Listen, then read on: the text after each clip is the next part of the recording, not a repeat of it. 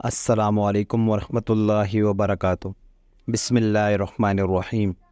آپ صلی اللہ علیہ وآلہ وسلم نے فرمایا کہ اللہ نے مجھے جس علم و ہدایت کے ساتھ بھیجا ہے اس کی مثال زبردست بارش کی سی ہے جو زمین پر خوب برسے۔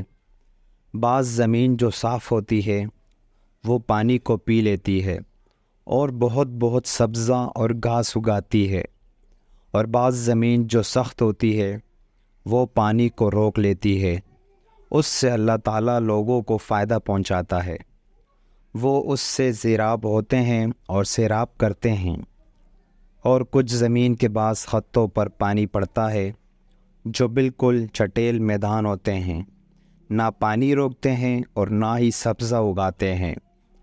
تو یہ اس شخص کی مثال ہے جو دین میں سمجھ پیدا کرے اور نفع دے۔ اس کو وہ چیز جس کے ساتھ میں مبعوث کیا گیا ہو اس نے علم دین سیکھا اور سکھایا، اور اس شخص کی مثال جس نے سر نہیں اٹھایا یعنی توجہ نہیں کی، اور جو ہدایت دے کر میں بھیجا گیا ہوں اسے قبول نہیں کیا۔